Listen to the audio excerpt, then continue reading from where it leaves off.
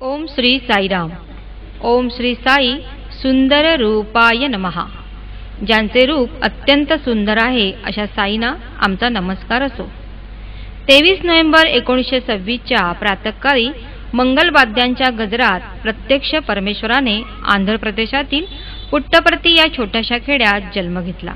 सावळी संतेज कांती, कुरळे केस, जणू कुणाचीही दृष्ट लागू नये म्हणून जन्मताच गालावर असलेला तीळ असे सुंदर रूप पाहताच त्या बाळाची माता ईश्वराम्मा, आजी लक्षम्मा, शेजारची स्त्री सुबम्मा यांना अत्यानंद झाला. श्री सत्यसाई नारायण व्रताच्या सांगतेनंतर जन्म झाला म्हणून बाळाचे नाव सत्यनारायण ठेवले. सर्वजण कौतुकाने त्या बाळाला सत्य असे म्हणू लागले. बाळ सत्या दिवसामाजी शुक्ल पक्षातील चंद्राप्रमाणे वाढू लागला, रांगू लागला. त्याचे हे रूप पाहताना माता ईश्वराम्मांच्या मनात गोकुळातल्या श्रीकृष्णाची आठवण येत असे. थोडे मोठे झाल्यावर हे बाळ स्वतःच आपल्या कपाळावर विभूतीचा आडवा पट्टा लावू लागले. आपल्या मोठ्या बहिणींनी आपला हा हट्ट पुरवावा याबाबत सत्यनारायण दक्ष असे. त्याचे हे रूप सर्वांना मोहवित असे. 6-7 वर्षाचा झाल्यावर आजोबा कोंडमराजूंचा हा लाडका नातू त्यांच्या नाटक कंपनीत कामही करू लागला. त्या बालकाचे सुंदर रूप, मधुरवाणी, नृत्य कौशल्य पाहून प्रत्यक्ष प्रभुराम कृष्ण पुन्हा अवतरले आहेत असे प्रेक्षकांना वाटत असे. हे पाहूनच एकदा शाळेसाठी मदत म्हणून जेव्हा कार्यक्रम करण्याचे ठरले तेव्हा त्या काळची सुप्रसिद्ध नृत्यांगना ऋष्येंद्रमणी हिची भूमिका सत्यनारायण इतकी हुबेहूब वटवली की कुणालाही ती ऋष्येंद्रमणी नाही असा संशयही आला नाही. श्री सत्यनारायणांनी जेव्हा अवतार धारण करून मी साईबाबा आहे असे जाहीर केले व इतरांना ते जाणवले, त्यानंतर जे उत्सव पुट्टपर्ती येथे होऊ लागले त्यामध्ये नवरात्रीची जी मिरवणूक निघत असे त्यावेळी भगवान बाबांचे रूप अतिशय सुंदर व दिव्य दिसत असे. यापूर्वी ज्यावेळी रामनवमीची मिरवणूक निघत असे त्यावेळी बालसत्याला त्याच्या सवंगड्यांनी श्रीराम बनवून गाडीत बसवले होतेच, ते त्यांचे सुंदर रूप व गुणांमुळेच. परंतु नवरात्रीच्या उत्सवातले स्वामींचे रूप अलौकिकच दिसत असे. 1946च्या नवरात्रीमध्ये सर्वप्रथम स्वामींची मिरवणूक पालखीमधून काढायचे भक्तांनी ठरवले व स्वामींनी तो हट्ट पुरविला. त्यावेळी उपस्थित असणाऱ्या भक्तांना दररोज मदुराईची मीनाक्षी, काशीची विशालाक्षी, कांचीची कामाक्षी असे अनुपम सौंदर्याचे दर्शन स्वामींमध्ये होत असे. कधी ते शिवशक्ती रूपात दिसत असत. या दर्शनाचा लाभ ज्यांना घडला ते खरोखरीच धन्य होत. परमेश्वराच्या सुंदर रूपांचे गुणगान करण्याची भक्तांची परंपरा ही फार पूर्वीपासूनचीच. ऋषीमुनींनीही हे सौंदर्य गुणगान अनेक वेळा केले आहे. प्रभू रामचंद्रांच्या रूपाचे वर्णन करताना बुध कौशिक ऋषी म्हणतात, ध्यायेदाजानुबाहु घृतशरं धनुष्यं बद्ध पद्मासनस्थं पीतं वासोवसानं नवकमलदलस्पर्धिनेत्रं प्रसन्नं वामाङ्कारुढसीतामुखकमलमिल्ललोचनं निर्धावं नानालङ्कारदीप्तं ददतमुर्वुजटामण्डनं रामचंद्रम्.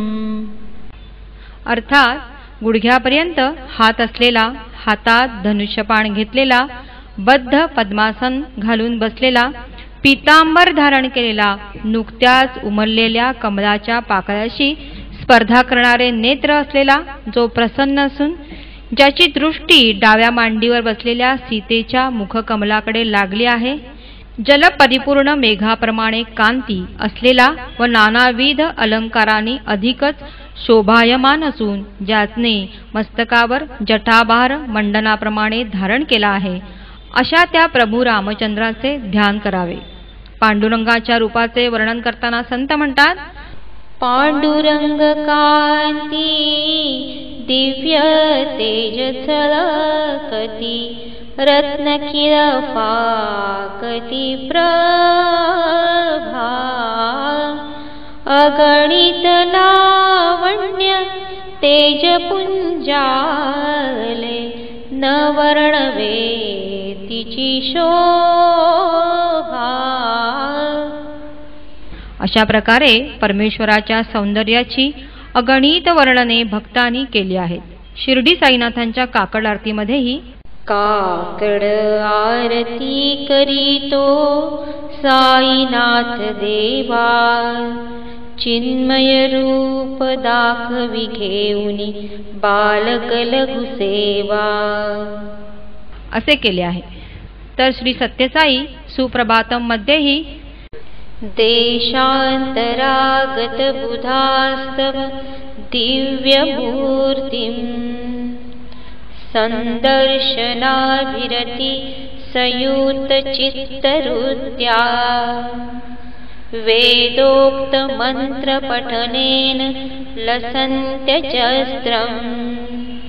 श्री सत्यसाई भगवन् तव सुप्रभातम्. म्हणजेच अन्य देशातील शिक्षित जन आपल्या दर्शनासाठी आले आहेत. त्यांना आपल्या दैवी शरीराचे दर्शन घेण्याची फार उत्कंठा आहे, असेच वर्णन आहे. इतकेच काय तर भक्तांनी भगवान बाबांना विविध देवतांच्या रूपात पाहताना त्यांच्या सौंदर्याचे वर्णन असे केले आहे.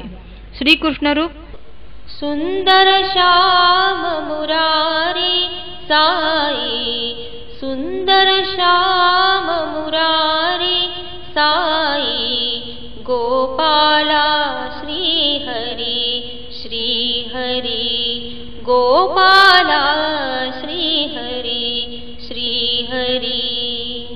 किंवा देवी स्वरूप असे सुंदर वदनी सगुण मनोहरी, मंद हास्य स्मित शशिवदनी, चंदन कुंकुम अलंकृत वदनी, साई महेश्वरी राजराजेश्वरी. अशा या भगवंताच्या सुंदर रूपांचे वर्णन करताना भक्तांना अतीव आनंद तर होतोच, परंतु साई दर्शन में दिव्य अमृतम अशी अवस्था होते.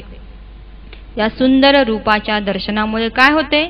स्वामींनी स्वतःच भक्तांना आपले दर्शन कसे घ्यावे याबद्दल सांगितले आहे. स्वामी ज्यावेळी दर्शनासाठी येतात त्यावेळी मंद असे जे संगीत सुरू होते त्यावेळी भक्तांनी आपले सर्व चित्त स्वामींच्या त्या रूपाकडे एकाग्र करून दर्शन घ्यायचे असते. दर्शन देऊन स्वामी पुन्हा परत जाईपर्यंत कुणीही जागेवरून उठून जाणं योग्य नसते, कारण त्यामुळे स्वामींच्या दिव्य देहापासून आपणास जी एक शक्ती मिळत असते ती मिळण्यापासून आपण वंचित होतो. भगवंताच्या सुंदर रूपाचे दर्शन घेणे हा एक आंतरिक अनुभव आहे. एक थोर शास्त्रज्ञ डॉक्टर फ्रँक बॅरोनॉस्की यांनी किर्लियन कॅमेराने घेतलेल्या स्वामींच्या छायाचित्रात स्वामींच्या भोवती पांढरे, गुलाबी, निळे व सोनेरी व चंदेरी अशा शक्तींच्या पट्ट्यांची दिव्य व भव्य प्रभावळ दिसत होती. डॉक्टर बॅरोनॉस्की ती प्रभावळ पाहून थक्क झाले, कारण अशी प्रभावळ त्यांनी कोणाभोवतीही पाहिली नव्हती. म्हणजे श्री सत्यसाईंचे दर्शन भक्तांना प्रेम, शांती व आनंदाच्या किरणात न्हाऊ घालते व भक्तांच्या आत्म्यापासूनही तसाच प्रकाश निर्माण होतो. दर्शनम पाप नाशनम असे जे वर्णन आहे ते श्री सत्यसाईंच्या सुंदर रूपाच्या दर्शनासंदर्भात अत्यंत योग्य असेच आहे. ओम श्री सत्यसाई नाथार्पणमस्तु.